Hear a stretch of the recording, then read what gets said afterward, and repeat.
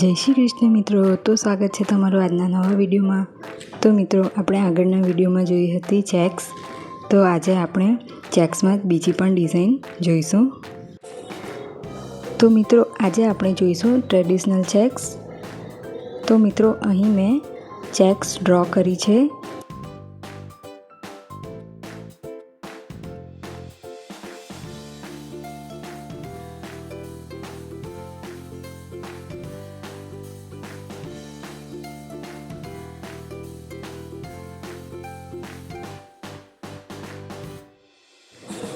તો મિત્રો, અહીં મેં ચેક્સ ડ્રો કરી છે, એકદમ મીડિયમ સાઇઝ ડ્રો કરી છે।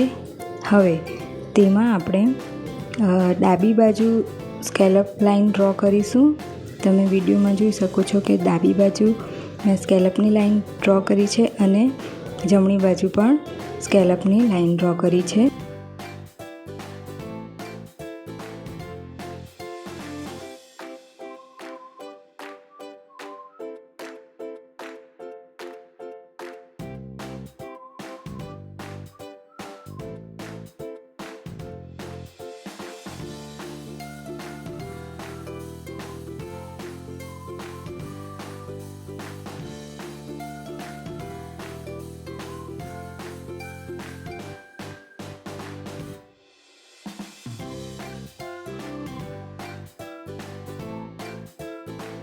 તો મિત્રો, અહીંયા આપણી સ્કેલપવાળી ચેક્સ ડ્રો થઈ ગઈ છે। હવે તેમની અંદર તમે હાર્ટ પણ દોરી શકો છો।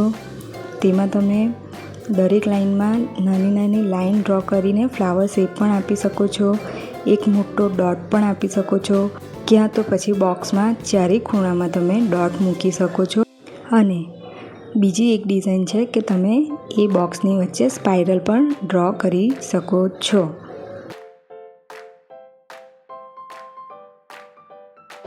ત્યાર પછી એક ડોટ આપીને સ્ટ્રોક પણ ખેંચી શકો છો।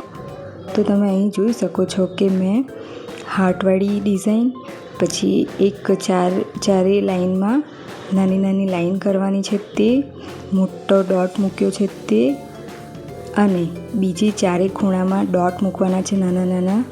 ત્યારબાદ એક સ્ટ્રોક ખેંચીને લાઇન ખેંચવાની છે બોક્સના ખૂણામાં તે, અને છેલ્લી સ્પાઇરલ।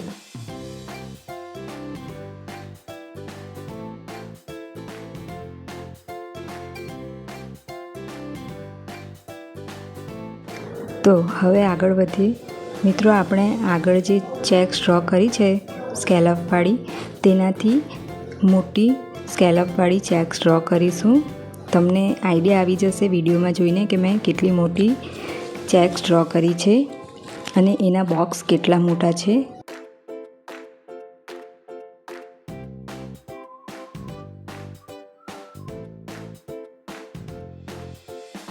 તો મિત્રો, અહીં આપણે એ બોક્સ ડ્રો કરી લીધા છે। હવે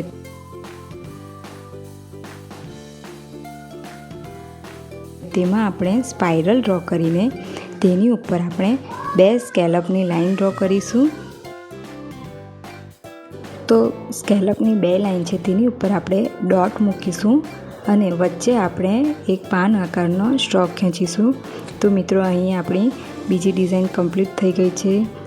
આ ટ્રેડિશનલ ચેક્સ કહેવાય છે, એટલે કે તમે આનો ઉપયોગ બ્રાઇડલ મહેંદીમાં વધારે કરી શકો છો।